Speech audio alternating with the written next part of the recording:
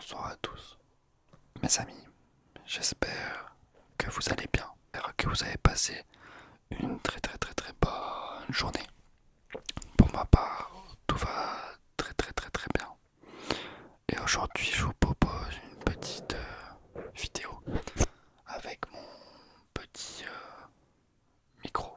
Euh, Beaucoup de gens m'ont demandé de faire une petite vidéo avec ce micro parce qu'apparemment il y a des bons sons. En tout cas, apparemment, il y a pas mal de bruit de bouche qui est intéressant. Donc, ce que je vous propose pour ce soir, vu que demain c'est le réveillon de Noël, je vous souhaite vraiment, pour ceux qui fêtent Noël en tout cas, je vous souhaite vraiment un très bon réveillon. Vraiment, je vous souhaite beaucoup de bonheur et j'espère que vous avez la possibilité de passer ce moment en famille. Aujourd'hui, ce que je vous propose, c'est qu'on voit ensemble un petit peu l'histoire de Noël, en tout cas les racines de Noël, parce que je suis persuadé qu'il y a beaucoup de gens qui ne connaissent pas forcément d'où vient ce et comment est venue cette fête. J'espère que cette vidéo vous plaira. Alors, je commence à lire. Bien avant l'émergence du christianisme, les peuples païens célébraient la solstice d'hiver.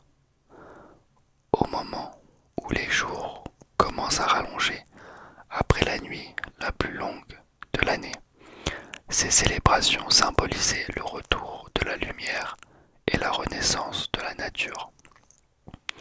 Dans la Rome antique, les Saturnales, fêtes en honneur du Saturne, incluaient des banquets, des décorations dans les maisons et l'échange de cadeaux. Des traditions qui rappellent celles de Noël aujourd'hui. Les origines du mot Noël.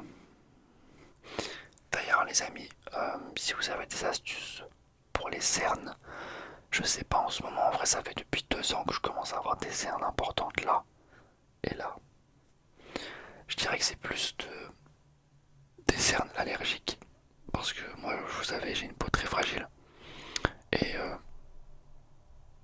là c'est assez chaud franchement, on a l'impression que je me suis fait tabasser.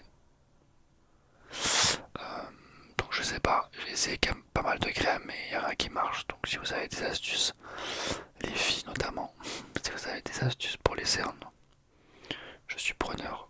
Mais ouais, je vais voir l'évolution. Mais si ça continue, je vais sûrement aller voir un dermatologue parce que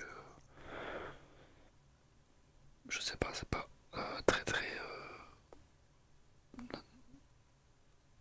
ouais, c'est pas, je suis pas fan. On va dire ça. Alors, le terme pardon, Noël apparaît pour la première fois au XIIe siècle. Il dérive, il dérive du latin natalis dies, signifiant jour de naissance. Ce mot partage une racine commune avec ses équivalents dans plusieurs langues romaines. Natal en italien, natal en portugais, Navidad en espagnol. En revanche, les pays anglo-saxons et germanophones utilisent des expressions centrées sur la célébration chrétienne, comme Christmas, messe du Christ, ou en anglais, et Weihnachten, nuit sacrée en allemand. Dans les pays scandinaves, le mot Jul désigne cette fête, une référence à ces traditions nordiques anciennes.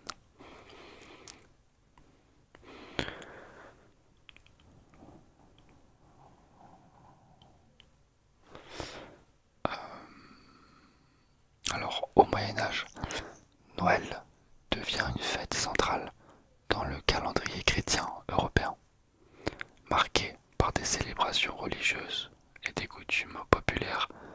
Dès l'an 1000, les autorités religieuses s'appuyèrent sur l'importance de ces fêtes pour imposer une période de paix forcée en temps de guerre. Faire un peu avec la petite bonnette. La diffusion de la fête de Noël en Europe s'est opérée progressivement à travers les siècles, intégrant et transformant diverses traditions locales, l'échange de cadeaux, vestiges de l'Antiquité, est une tradition qui traverse les siècles. Les marchés de Noël voient aussi le jour.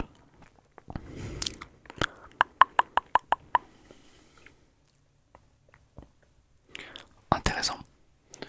Alors il y a quoi d'autre aujourd'hui? Bien que les célébrations varient selon les pays, Noël demeure une fête largement célébrée à travers l'Europe, combinant rites religieux et pratiques séculaires. Ah, c'est intéressant ça, l'évolution du Père Noël, de Saint Nicolas à Santa Claus. Le Père Noël, figure emblématique des fêtes de fin d'année, trouve ses racines dans la légende de Saint Nicolas, un évêque du IVe siècle, connu pour sa générosité envers les plus démunis. Fêter le 6 décembre la Saint-Nicolas reste aujourd'hui une tradition importante dans certains pays d'Europe qui marque le début des fêtes de fin d'année. Importé par des immigrants hollandais aux États-Unis sous le nom de Sinterklaas, Saint-Nicolas devient ensuite Santa Claus. Les premiers contes qui mentionnent Santa Claus ou le Père Noël apparaît au début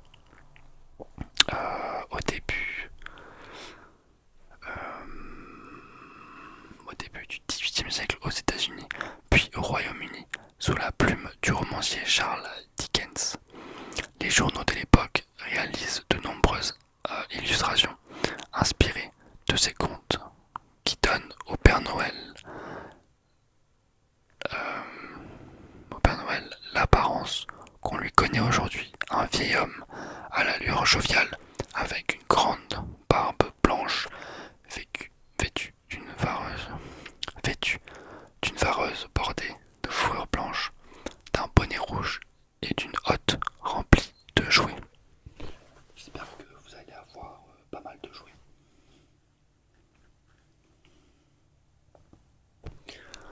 Contrairement aux idées reçues, l'entreprise Coca-Cola,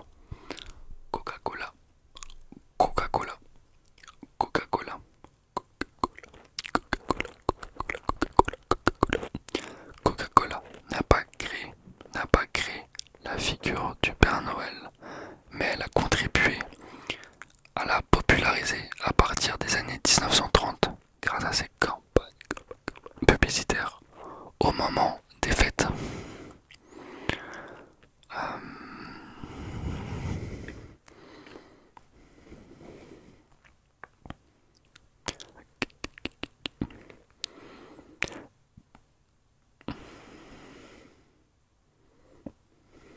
Alors on a quoi d'autre?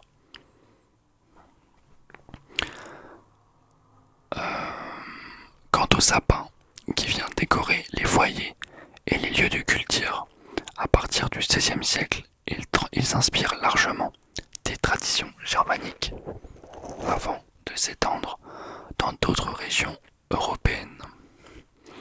Aujourd'hui, bien que les célébrations varient selon les pays. D'accord. Bon, c'était des petites informations assez concises, mais c'était plutôt intéressant, j'ai trouvé. J'espère que cette petite vidéo vous aura plu. Encore une fois, je vous souhaite un très très joyeux Noël pour ceux qui fêtent Noël